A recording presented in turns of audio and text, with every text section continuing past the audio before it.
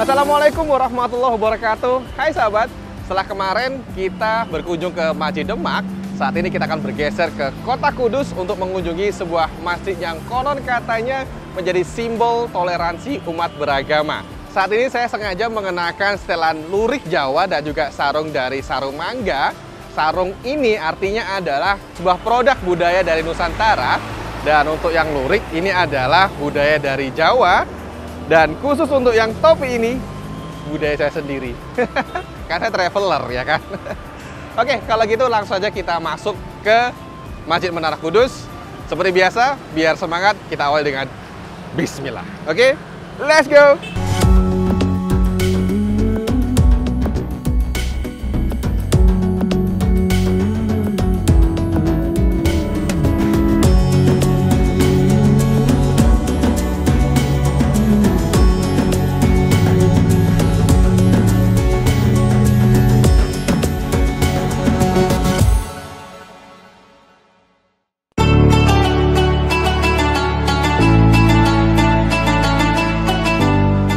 Masjid Menara Kudus adalah salah satu masjid yang tertua di Jawa.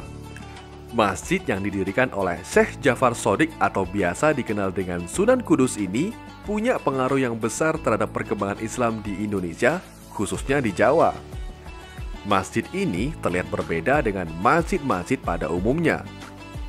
Yang paling menonjol adalah bangunan menara dan gapura yang terbuat dari tumpukan bata merah. Sekilas, bangunan ini menyerupai candi-candi khas yang ada di Jawa Timur. Ciri khas inilah yang menjadi keunikan tersendiri dari Masjid Menara Kudus.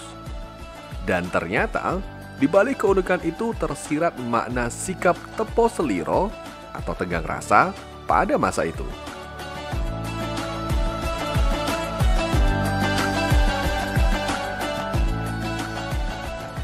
Sahabat, saya sudah sampai di Masjid Menara Kudus.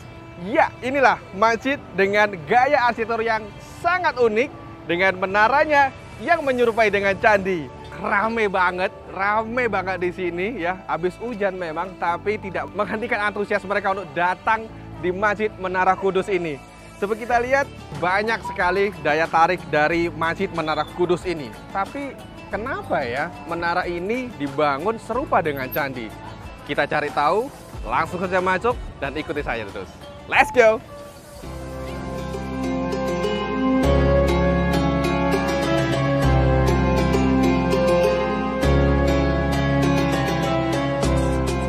Menara Masjid Kudus memiliki tinggi sekitar 18 meter dengan bagian dasar berukuran 10 kali 10 meter. Bangunan menara ini tampak lebih menarik dengan adanya hiasan piring-piring keramik kuno. Meski Masjid Menara Kudus pernah dirombak pada tahun 1918, namun bangunan menara tetap dipertahankan utuh dan dilestarikan keasliannya hingga sekarang.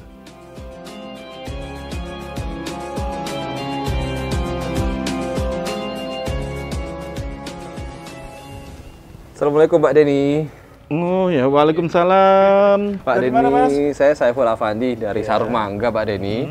Mampir ke sini, pengen tahu lebih banyak soal Masjid Menara Kudus nih Pak. Mungkin bisa ceritakan secara singkat nih Pak, bagaimana sih sejarah awal mula berdirinya Masjid Menara Kudus ini Pak? Mengenai tentang sejarah berdirinya Masjid Al-Aqsa Menara Kudus ini, semua itu tertera di atas sebuah batu prasasti ya, yang mana batu prasasti tersebut ada di atas mihrab pengimaman masjid. Isi dari batu prasasti itu ada 4 poin yang sangat penting. Poin pertama itu adalah pemberian nama masjid yang didirikan oleh Sunan Kudus, yakni Masjid Al-Aqsa. Yang kedua adalah pemberian nama tempat di mana masjid itu didirikan. Terus selanjutnya itu adalah tanggal pendiriannya. Di dalam batu prasasti itu tertera tanggal 19 Rajab tahun 956 Hijriah. Dan yang keempat ini adalah nama pendirinya, yakni Jafar Shodiq, yang lebih dikenal oleh masyarakat dengan Sunan Kudus itu. Cukup menarik. Mungkin saya juga akan sedikit mengorek soal sosok dari Sunan Kudus. Bagaimana sih Pak sebenarnya sosok beliau ini Pak? Jadi sosok dari Sunan Kudus itu ya, sebelum beliau itu tiba di Kudus ya, untuk menyebarkan agama Islam, beliau itu dulunya sebagai panglima perang di Kerajaan Demak dan juga sebagai imam di Masjid Agung Demak. Namun semua jabatan itu ditinggalkan oleh beliau untuk menunaikan kewajibannya, yakni untuk menyebarkan agama Islam. Nah, pada waktu itu beliau tiba di Kudus. Beliau dulu itu mendirikan masjid pertama kali di daerah Langgar Dalem yang berlokasi sekitar 200 meter dari masjid yang sekarang ini. Cuma mungkin pada waktu di masjid yang pertama kali beliau dirikan yang di Langgar Dalem itu, masyarakat setempat yang mau memeluk agama Islam masih sangat sedikit, sehingga beliau memindahkan pusat penyebaran agama Islam itu, ya, ini dengan mendirikan masjid yang sekarang ini berdiri di sini. Kenapa beliau memilih lokasi di sini? Itu dikarenakan masjid yang sekarang ini ya, dahulunya itu dekat dengan pusat keramaian masyarakat, yakni pasar.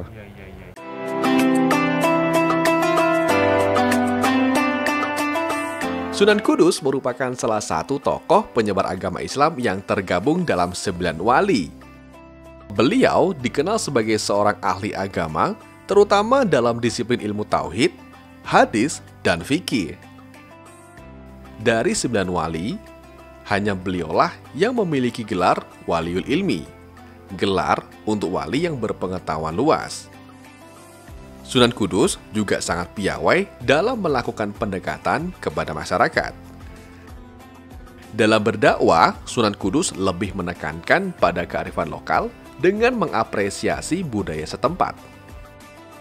Yang menarik ini sebenarnya adalah strategi penyebaran agama Islam yang dilakukan oleh Sunan Kudus, yakni melakukan pendekatan-pendekatan budaya.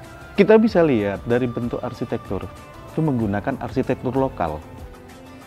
Beliau berharap dengan adanya bangunan menara, terus ada tembok yang membatasi halaman satu dengan halaman yang lain, ada juga pancuran wudhu. Itu sebenarnya adalah untuk menarik simpati dari masyarakat lokal yang dulu masih beragama Hindu untuk memeluk agama Islam. Dan satu hal lagi, dalam penyebaran agama Islam, Sunan Kudus itu tidak menyembelih sapi. Nah, pada saat Idul Kurban atau Idul Adha, beliau mengganti sapi itu dengan kerbau. Karena dalam ajaran Hindu, sapi itu adalah hewan yang dimuliakan. Dan itu sampai sekarang masih dipegang oleh masyarakat Kudus.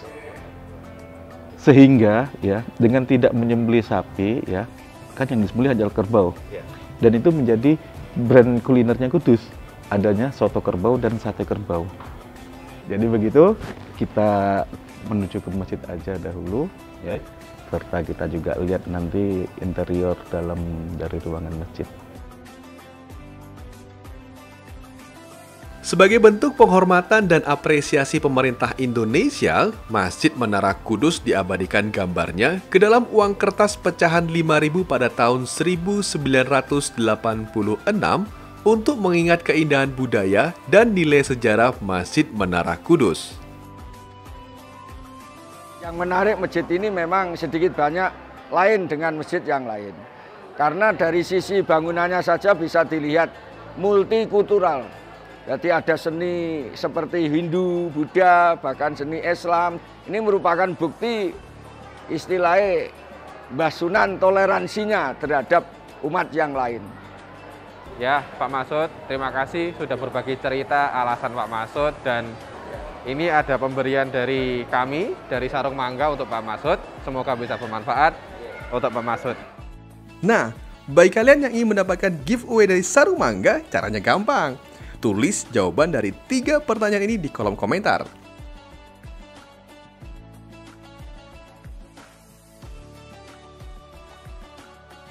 Lima orang dari kalian yang beruntung akan mendapatkan hadiah spesial dari Sarung Mangga. Bismillahirrahmanirrahim. Alif Lam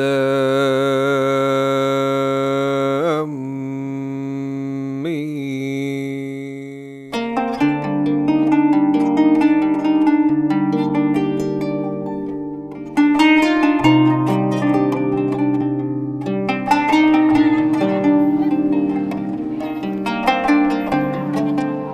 Baik sahabat, akhirnya saya paham kenapa ada banyak sekali perbedaan cara maupun tradisi di Nusantara dalam memahami Islam. Tak lain karena dulu para pendakwah mengajarkan Islam sesuai dengan budaya dari masing-masing daerah, sehingga memudahkan umat dalam memahami Islam yang damai dan menyejukkan tanpa paksaan maupun tekanan sesuai dengan perintah Allah Subhanahu wa Ta'ala. Masjid Menara Kudus ini contohnya menyiratkan sebuah simbol untuk kita saling menghargai satu sama lain, yang seperti di bahasa Jawa adalah tepo seliro. Ya, itulah Islam yang rahmatan lil alamin. Baik sahabat, sekian dulu perjalanan kami menelusuri jejak penyebaran Islam di Kota Kudus ini. Ikuti terus perjalanan kami dalam menelusuri jejak peradaban Islam di Nusantara di kota selanjutnya. Akhir kata, sampai jumpa dan Assalamualaikum warahmatullahi wabarakatuh. Bye-bye.